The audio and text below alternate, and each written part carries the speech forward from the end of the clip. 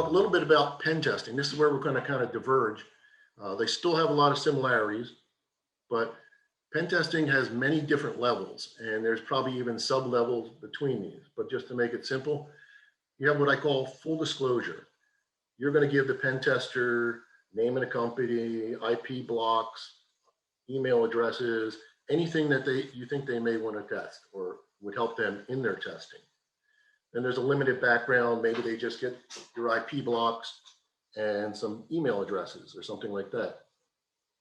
And then no background, totally in the dark.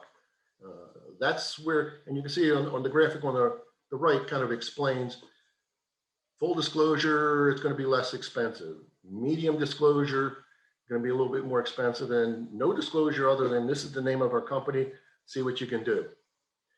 Another thing that's going to affect your cost is how much time are you giving them to do this? Are you giving them 2 weeks? Are you saying take 4 months? 2 weeks, let me know how much you found, and if you didn't find anything, weren't able to get in, end the test, or just go until you figure it out. And to give you an idea, on the low end, a low-end pen test might be about $25,000. The medium one, say $35,000. All depends on the number and how much man hours are required. And then the upper end can be as high as the limit. Depends on the size of the company. Depends on how much time you want them to invest in trying to break in. I'm always a big believer, if someone's got enough time and money, they will break into you. I mean, if they've got the desire, the time and the effort and the money, eventually they will get in. Somebody's going to click on that bad link. Somebody's going to open that bad attachment. It's inevitable. Our goals.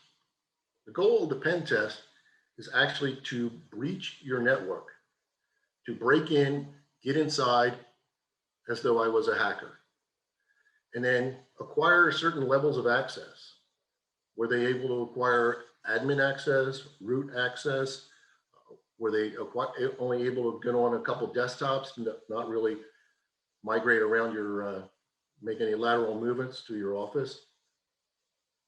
And you would need to have proof of your hack in the sense that you have documents you took off their systems or artifacts that you left behind so that you can prove you were actually there. And of course, you're going to want to document all your steps. Make sure everything's written down and you can show the client, these are the steps we did. This is how we got, this is where we were. These are the artifacts we left behind, or these are the documents we took off.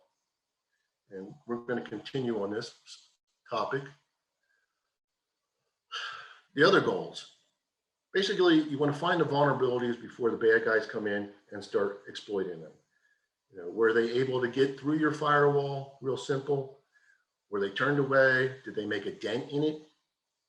It can help catch gaps in your compliance. Are you compliant by HIPAA standards, payment card industry standards?